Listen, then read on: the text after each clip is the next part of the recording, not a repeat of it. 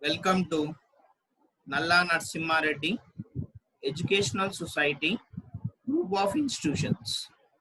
Myself, Suresh Kumar, Assistant Professor in Department of Civil Engineering. As a continuation of my previous video lecture, this mapping where the things are we have discussed, whatever the agriculture data we have extracted that will be placed from the different districts. Now, mapping quantities. After that, we need to map that whatever the quantities, how much quantities are there. We can map quantities such as where the most and at least are to be find places that meet their criteria or to see the relationships between that places. Okay, we have some criteria. Whenever you are extracting some data, you have some criteria whether that criteria have been met or not. We need to relationship should be placed between that. For example, the below map. Below is a map of cemetery locations. That map shows the century locations as dots. Cemetery locations or dots, dot density, and each country is color coded to show where the most and least or lighter blue means wherever French is. So cemeteries and countries. We'll see here by representing this in map the joint count, that is 4 to 19, 22, 34, 32, 35 to 47, 48 to 63 and 68 to 69.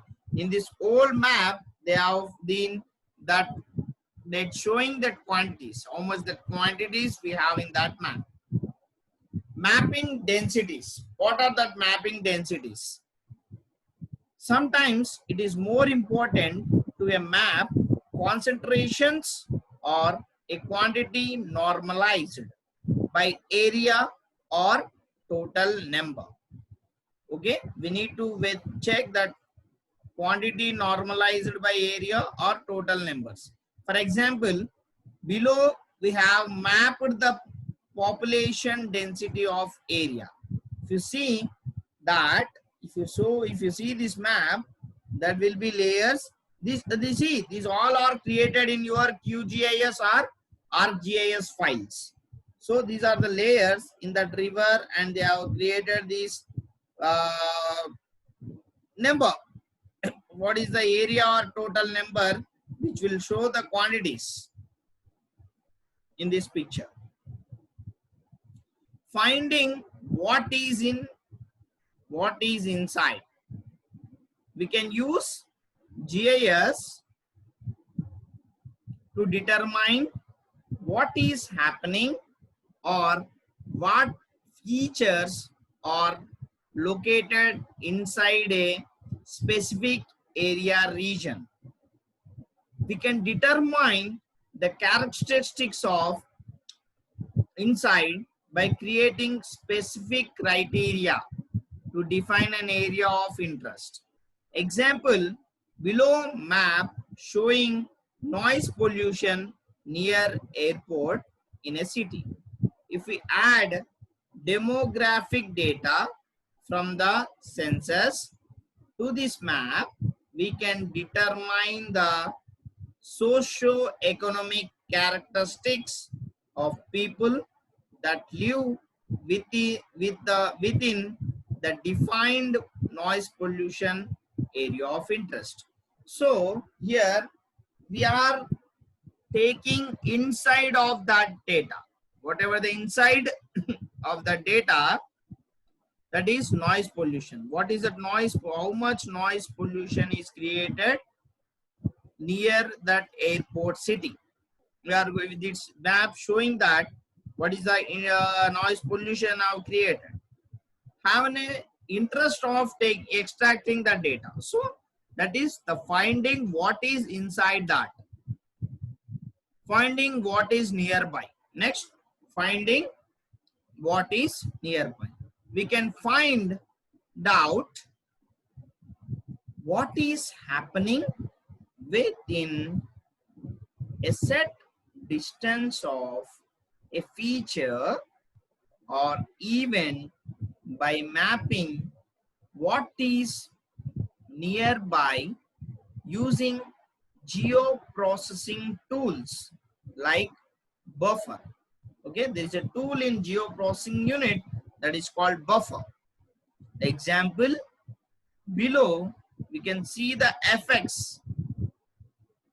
We can see the effects on features within specified radii of simulated explosion.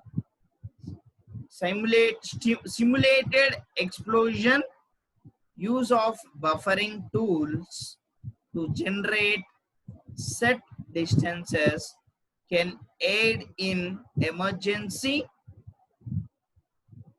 response to distance disasters like this.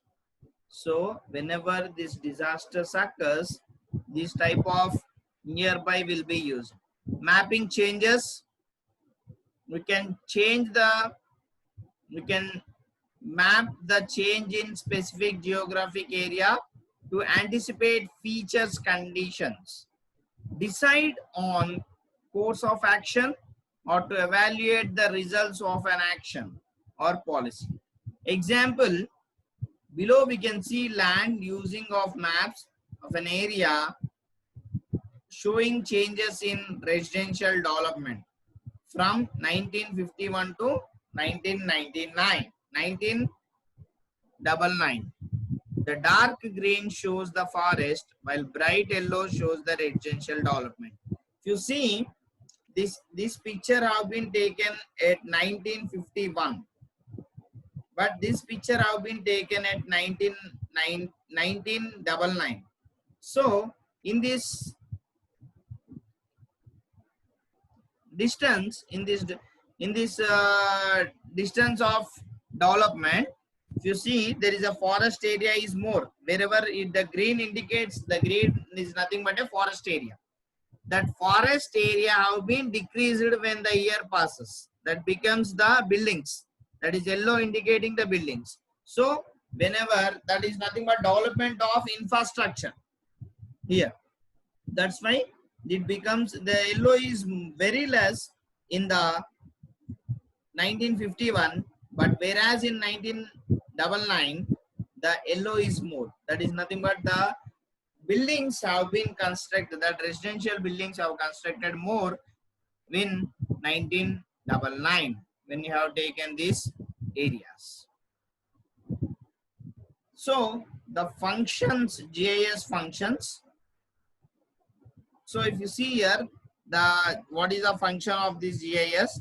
Capture, GPS, whatever we know, GPS satellites. There are 24 satellites we have that will be gives you the information. That capture, store in vector or raster. Okay, whatever the data we are storing, that data can be stored in vector data or raster data. Spatial and attribute, we can use this for storing the data. Queries, identify specific features, identify features based on conditions. Analyze, proximity analysis, overlaying analysis, network analysis. Display, visualized as a maps, reporters, 3D views, photographs. Okay, we can see all these formats for the display option. Output, and what output will get it? Prepare paper map, document, image, internet. So if you will get the output from in the form of a paper map or document or an image, will get it. We can form that QGIS image. Whatever the extracted data we have, that can be extracted. Okay, this is the functions of GIS, that is Geographical Information System. Okay, we'll see the applications of GIS in the next class.